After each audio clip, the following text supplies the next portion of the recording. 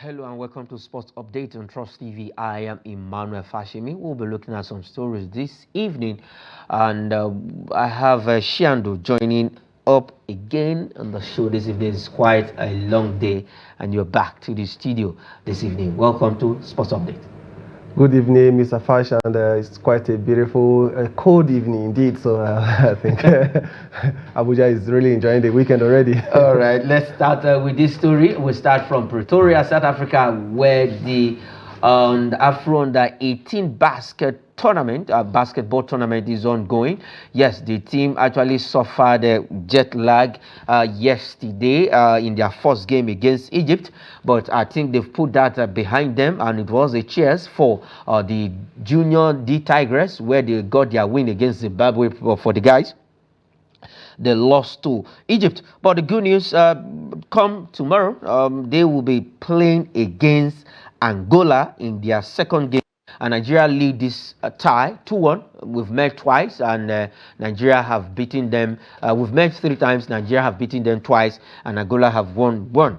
The Junior D Tigers, they are junior boys fighting for the big one, the FIBA Under-19 tournament that will be coming up later on in the year. So, but this time around is for the Under-18 team. They will be playing Angola on Saturday. I think if there's one sporting aspect we should be hopeful, or Nigerians rather should be hopeful for, should be basketball. It's one area in sport that is fast growing and on a high in Nigeria now. And I don't know, the result against Egypt may have been as a result of the visa saga, prior to the commencement of the tournament. But Angola is also a top basketball nation. But with what we've seen, from the boys, what they've shown, and the result against Egypt shows, and the short time they had, while they arrived in South Africa, I think against Angola they will be more prepared mentally. They must have put behind whatever happened prior to the commencement of the tournament, and then they should be able to come out with a flying result. Okay, they should be able to come out with a flying result against the Angolan team when they will be playing their second game. Nigeria leads the meetings 2-1 against Angola, and in the 2008 edition, Nigeria defeated them, but they beat us in the semi-final of this same particular competition. All right, let's leave Pretoria, South Africa, and come back home. We'll talk MPFL. Yes, we know that match day 1 in the Nigerian Premier Football League will resume this weekend. All matches that were supposed to play on the 31st of August were moved to this weekend, and the organizers, the Nigerian Premier Football League, has also rescheduled the match day 1 fixtures for Sunday. And one big fixture for Sunday is going to be the Oriental Derby between Heartland FC of Owerri and Enyimba International of Aba. And their new coach, Emmanuel Amuneke, is talking tough. Yes, will we be ready for Enyimba? Heartland FC of Owerri, re-emergence into Nigerian Professional Football League again is something, maybe that is the talk for another day. But then the coach, in person of Emmanuel Amuneke, is not a new person into the system. It's a household name as far as beautiful football is concerned in the soil of Africa. And incidentally, they say charity begins at home, but charity never actually began at home. But this is the first time he'll be coaching a professional league side in Nigeria. So I just hope he brings in his wealth of experience and the beautiful football that he's known for. And for Enyimba, I think they also have a good coach, Coach Yemi Olarinwaju, who was an undercover coach to Finidi George, and finally has been given the responsibility to lead. So it's going to be a beautiful game to watch indeed, and let's see how the two sides clash. Okay, for the Nigerian Premier Football League, what are your expectations this season? You see, it's always been a business, as usual. But I hope they're able to understand, because it's one thing that sometimes when I want to discuss about it, it takes me back to how the league used to be, the glorious days of the league, and over 2-3 decades after, we're still even nowhere to be found on the global stage. So I just hope that this time around the management, the league management body, the stakeholders understand that this league needs, to put in a lot of, responsibilities, a lot of focus, concentration, and a lot of works from the officiating aspect, from the referees aspect, to the coaching, to players, management scheme. Because sometimes you see, today you see a player is registered and the next day the player is dropped. So these things are are bordering on the league development, growth. So I hope it's something that this time around they must have started to discuss, to know that this is the only way forward, and the players are also giving all this moral support, the financial support, and there's welfare package that will motivate them to do better than what we've had in the previous seasons. Okay, do better than what we have in previous season for the Nigerian Premier Football League. Match day 1 will now be played on Sunday, with one fixture to be decided on Monday. So why? Because of the Super Eagles will be playing on Saturday at the Godswill FIBA International Stadium. So the league moved all matches to Sunday to allow the Super Eagles enjoy that atmosphere, that support, that fans coming into the stadium. And we know that the tickets will go for 1,000, VIP 3,000. So if you are in Uyo or you are traveling to you, just the ticket is 1,000, VIP 3,000, and you can just get those tickets in designated centers right there in Uyo. And then at the stadium on the day of the match, you can also get ticket that will afford you to watch your darling our own darling Super Eagles. All right, let's leave that story and go straight to Colombia. Yes, it is the 2024 FIFA Under-20 Women's World Cup. Yes, match day 2 for the Falconets was not a good one against a team that has beaten us back-to-back. They defeated us twice in the final of this same competition, and now meeting them again in the group stage, in Group D of the 2024 FIFA Under-20 Women's World Cup. It was a 3-1 against the Falconets of Nigeria. But the story now, they must beat Venezuela on Saturday, that's tomorrow, to get at least to put their foot into the round of 16. For the Falconets of Nigeria, they lost to the German machine. Now they must beat Venezuela, who the same German team trashed 5-2 in match day 1, to play in the round of 16. It's a bad one for us, but I think Venezuela may be an avenue for us to have a lifeline. So the girls should put behind the result against the Germans. The good thing is that we started the tournament on a high, so they should take the same spirit and then also pick some points, some lessons in the encounter against the Germans, and then face the Venezuelans, play a good game, come together. They need to motivate themselves. They need to be motivated. They need to understand how important the match against Venezuela is to them, and get secure the point and then get themselves into the second round. And I think that would be a beautiful one. Yeah, Coach Christopher Ndanjuma said it's time for Africa to win this tournament. Africa has not won it before. We know that Ghana has won the Under-20 Men's World Cup for the first time, an African country winning that. And but for the women, we've not. No African country has won it. And for Coach Christopher Danjuma says it's time for Nigeria. Oh, he just says it's time for Africa, and precisely he is going to support his own team to win the tournament. It's such a powerful statement coming from a coach like that. You should understand the mental strength he must have, and momentum he must have gathered to have established such a strong statement. But this is football, and in football is a game of endless possibilities, and the modern football is also a game of in which impossible is not a game of impossible is nothing. Yeah. So I think I don't know the strength of other African contingents in the tournament, but for the Falconets, if the coach has that momentum to come out and make that strong statement, means there's something the world has to watch out for in the African contingent.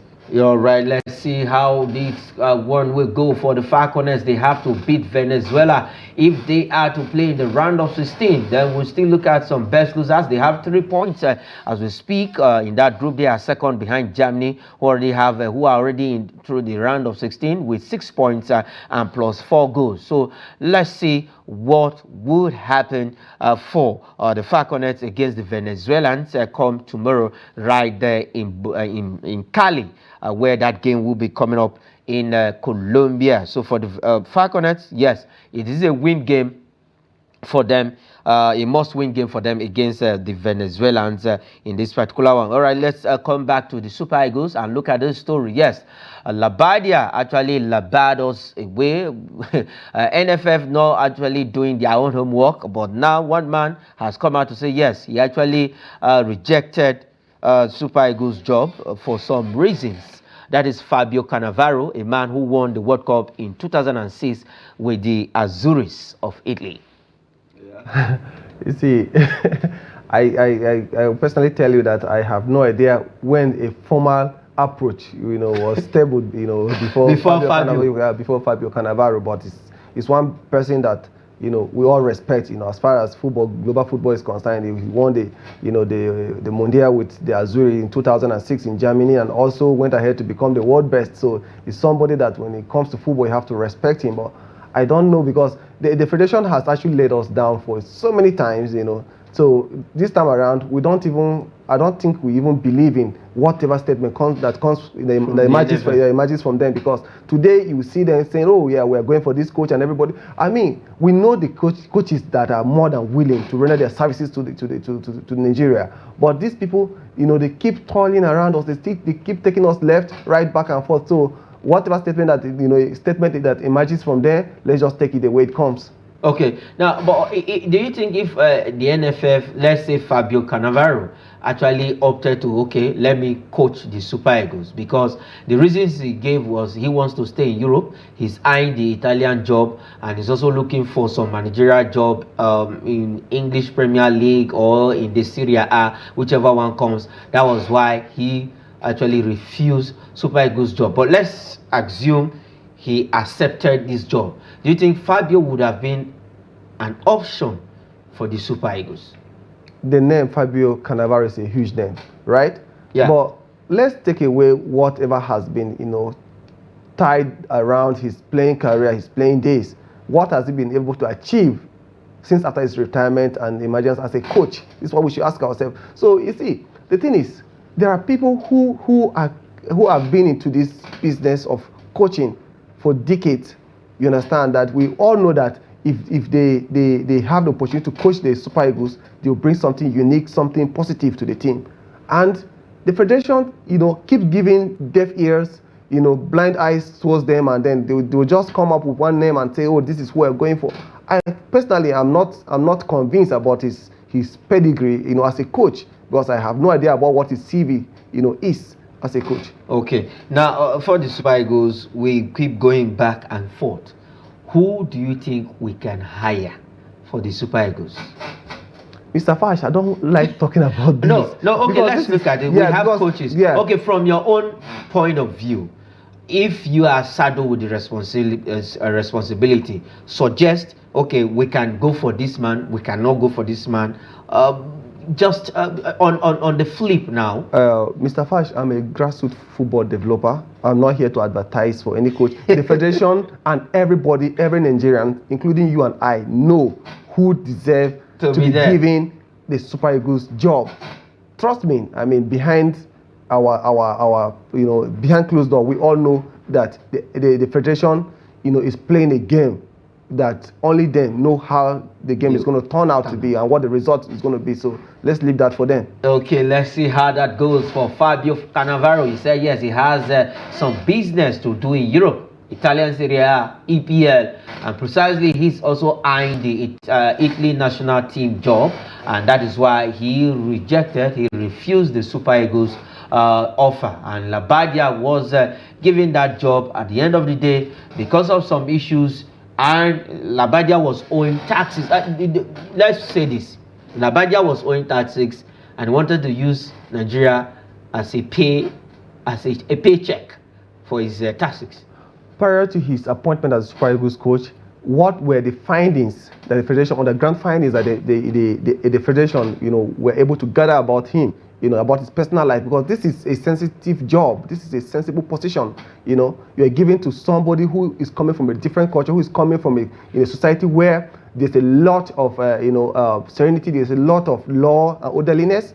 So you should be able to understand that this man was committed to some things and had some pending issues.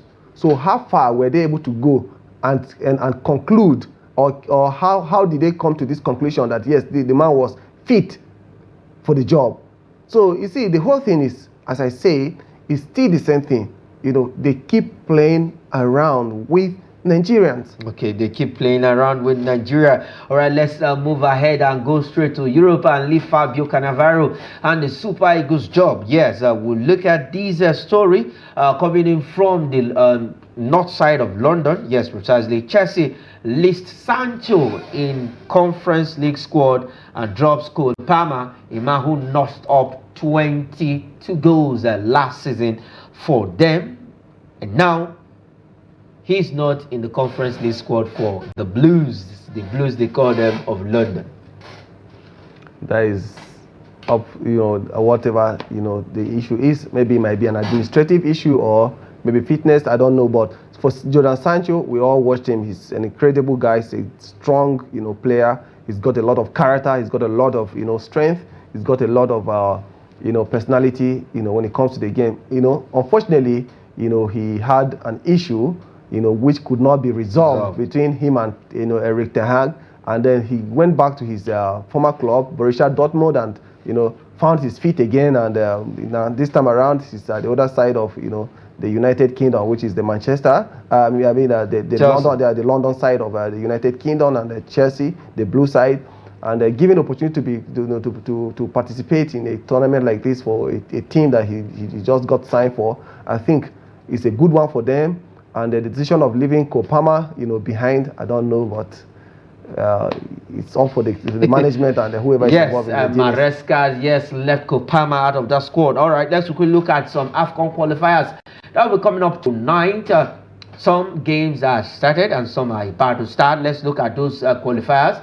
Super Eagles will be playing theirs tomorrow at the Godswill Akpabio International Stadium. In Group B, we have Morocco taking on, that is the Atlas Lions of Morocco, will battle Gabon. In Group C, Egypt will play Cabo Verde, that is Cape Verde. And then in Group E, Togo against Liberia. In Group G, we have Sierra Leone against Chad, Ivory Coast against Zambia, that is in Group G. And then in Group H, we have Congo DR against Guinea. Group I, we have Mali will take on Mozambique, and for Group K, South Africa will take on Uganda, and Group L, Senegal battles Burkina Faso. Also in the UEFA Nations League, there are games coming up tonight for the group's fixtures. We saw some were played last night, match day 1 in the UEFA Nations League. Let's quickly have the fixtures in Group 2. We have Lithuania against Cyprus. Belgium will play Israel. France will play Italy. That's the big game tonight. France against Italy. These two teams are champions of the world. Kosovo will play Romania, all in Group 2. And in Group 3, we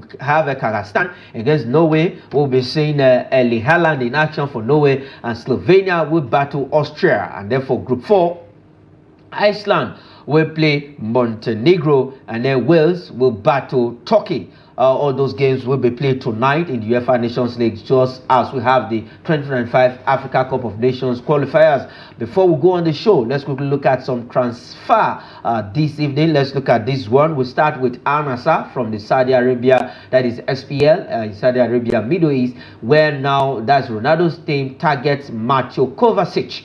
That's in January transfer. If this guy actually moves to Ronaldo's team, I think it's going to bring strength, stability to that midfield quickly.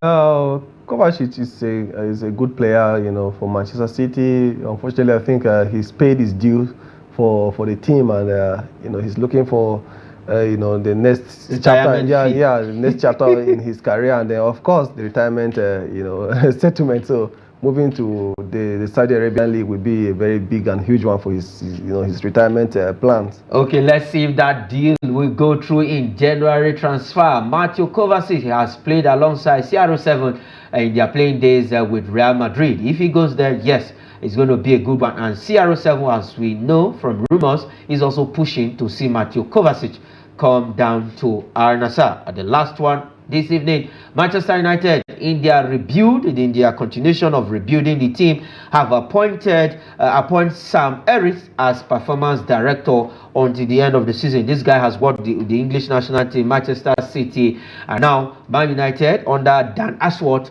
wants to at least bring this guy in and bring stability into Manchester United team quickly in 10 seconds.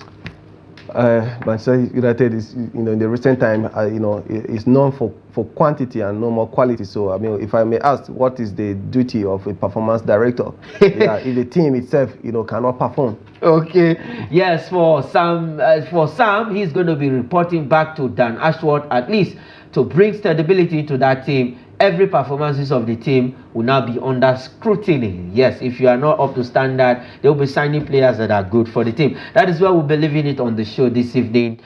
Sports update. Thanks, Shiendo, for joining on the show. I think that name I'm going to name my son. Yeah, but it's okay. We can have a private tutorial on the name, because Okay. you keep holding the name every now and then. But then it's fine, Mr. Faish, and it's a beautiful time again with you this evening. All right, that is it on the program Sports Update. I am Emmanuel Fashimi. Say thanks for watching.